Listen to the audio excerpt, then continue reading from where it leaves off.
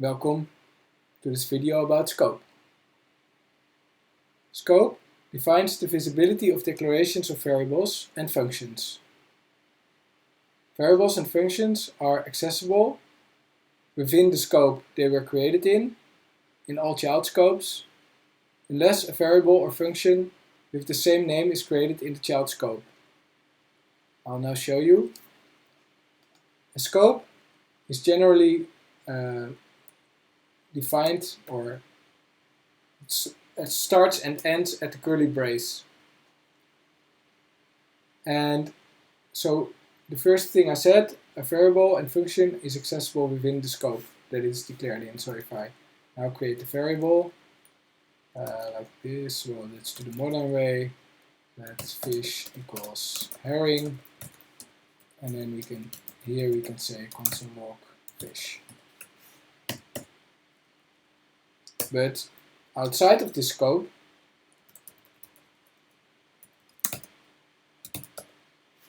it's not accessible, so it's not defined here because it was created here, it was declared here within this yellow scope, and this is outside of the scope, so it doesn't exist here.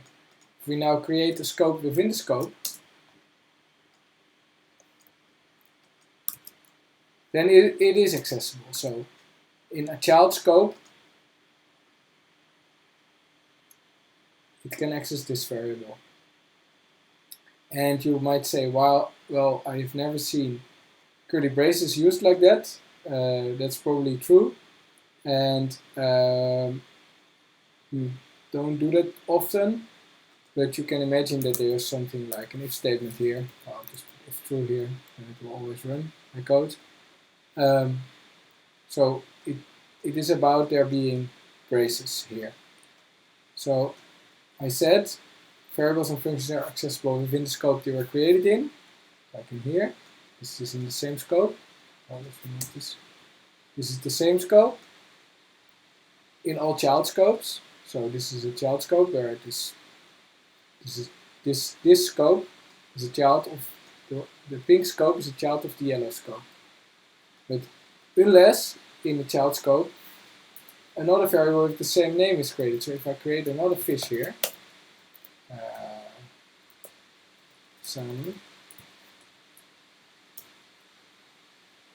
now TypeScript or so ESLint, which is a tool that will tries to prevent you making mistakes, is already warning me that this is not a smart thing to do. But JavaScript itself allows you to do this. You can create a variable in an outer scope and then create a variable with the same name in a nested scope, like I did here, and then here we can see that it now looks like Selma. But then an important thing is that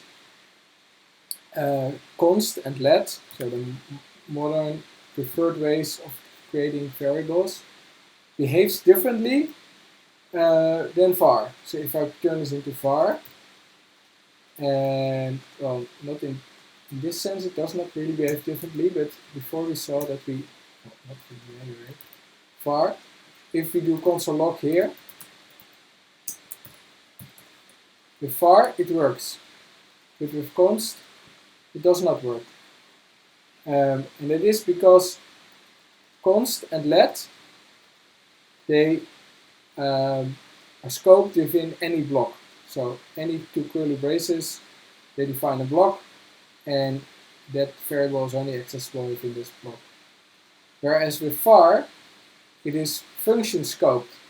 So right now we can still access this here, but if I create a function now, so I can say function, doesn't matter, we're not going to use it as a function. I'm just going to create a function now. So now this const fish is inside the function, and then it's not accessible from outside.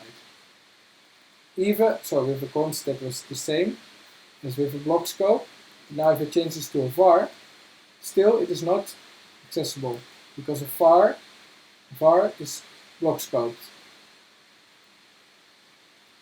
And the attentive listener might think, hey, but what about functions themselves? How are they scoped? Well, I can show you. First go here, and then we create a function again. So function swim. It's an animal, and then it says something like animal is swimming. Let's see if we can call this function now here.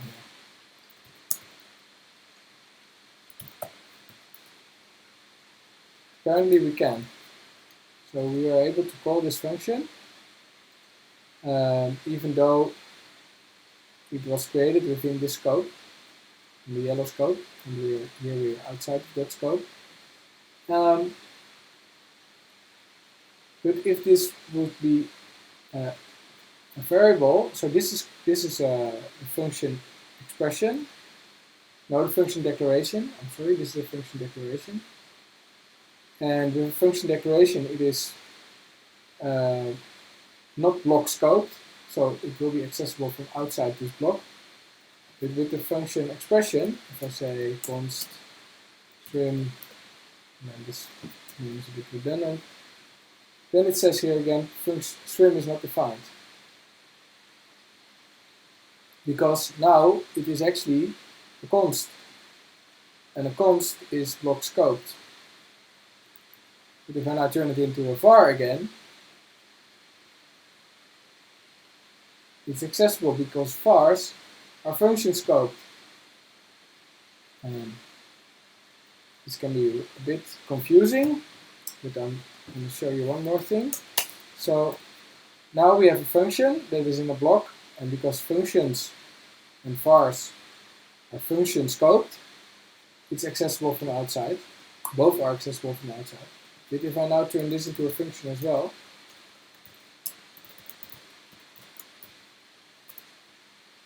they both are not accessible anymore.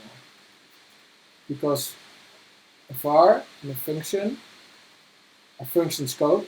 Well, this is a function scope because these are the blocks of a function. So the fish and swim are only accessible within the body of the function. Unless again there is an enclosing scope that also has a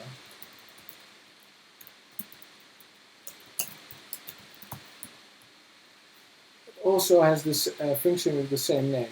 So now here, if I call swim, we should get. Wait, we should call some function first because otherwise this will not work. This code will not run. So now we see that this swim here overrides this swim. But we'll get back to that in a later video. Well, then there's one more thing, which is the global scope. People talk a lot about the global scope and that everything is accessible from the global. That was declared in the global scope. Well, I like to see it a little bit differently. Like I said, everything is accessible from within the scope they were created, and all child scopes. Well, we can deduct from that since the global scope is the parent of all other scopes,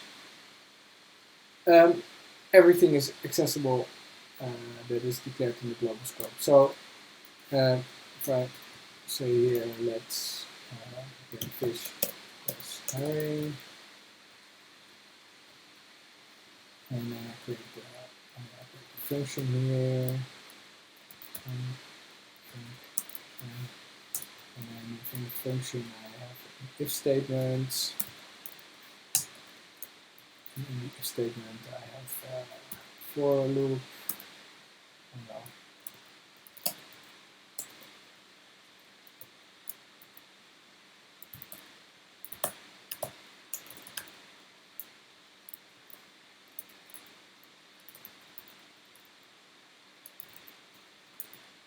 So now I can still access, even though I'm in multiple layers, multiple scopes deep, because this was declared in the parent of this scope, I can access it in this scope, and also I can access it in this scope. So I would say that the global scope is not special.